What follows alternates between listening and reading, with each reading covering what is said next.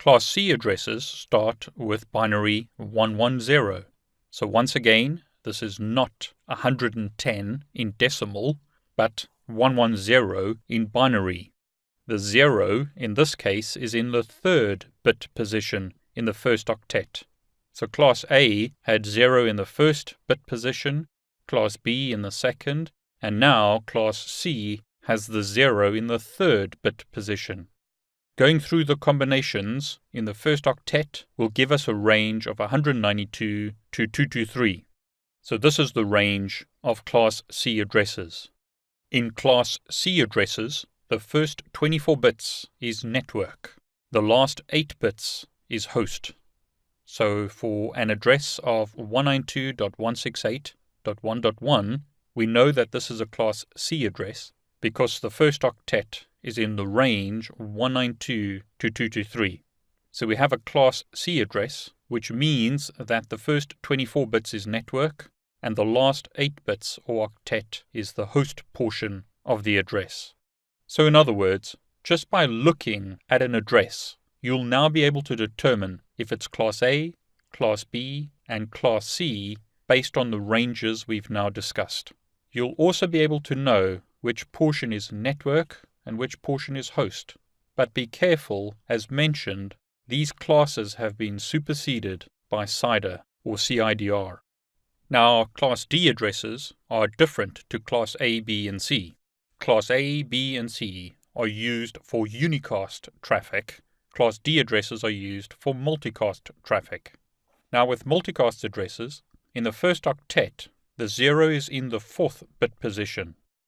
So in these addresses, the first 3 binary bits are set to 1, followed by a binary 0.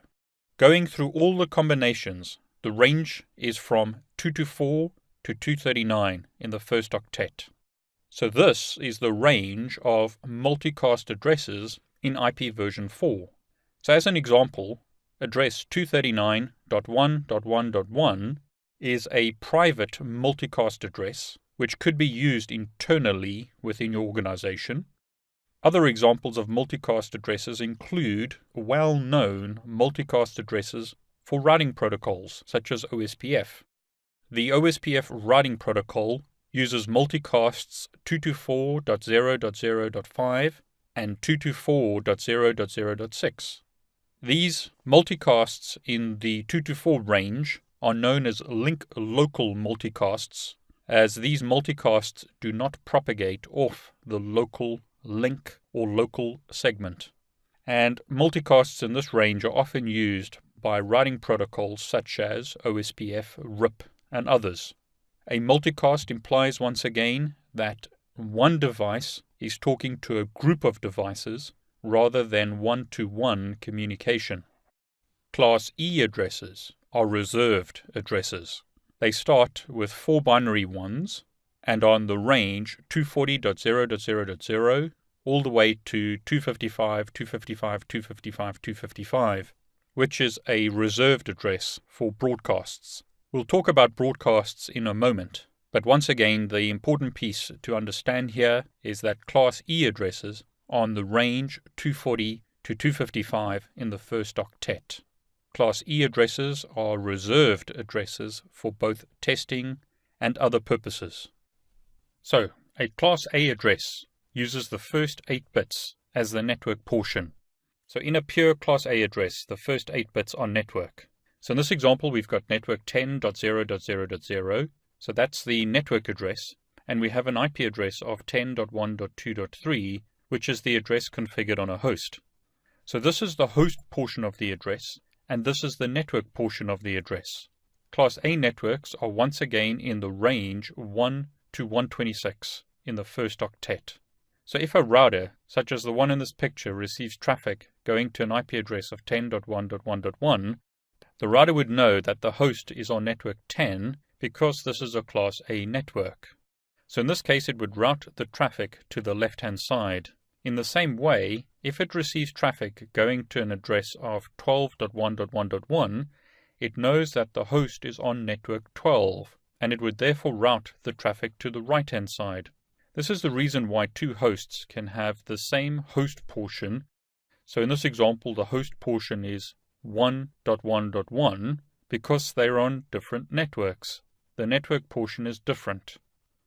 The router can use the classful network, in other words, the first octet consisting of 10 or 12, to differentiate between multiple networks. So in this case, it's routing on the first 8 bits of the address. With Class B networks, the first 8 bits denotes the network portion of the address. So in this example, 172.16 is the network portion. So this is the network address, and a host may have an address such as 172.16.1.2, so 1.2 is the host portion of the address. Class B networks are in the range 128 to 191 in the first octet. So in the same way as the previous example, a router can route traffic to an address of 172.16.1.1 because it knows that the network is 172.16 and it can therefore route the traffic to the left-hand side. Traffic going to host 172.17.1.1 is routed to the right-hand side because the network portion is 172.17, whereas this host with IP address 172.16.1.1 has a network portion of 172.16. Routers can route correctly once again, even though the host portion is the same. In other words, in this example, it's 1.1, but in this case, the network portion is different, so routing takes place correctly. The router knows that these two hosts are on separate networks because the network portion is different. And in Class C addresses, 192.168.1.0 would be a network address. A host address would be something like 192.168.1.1. Class C addresses are in the range 192 to 223 in the first octet.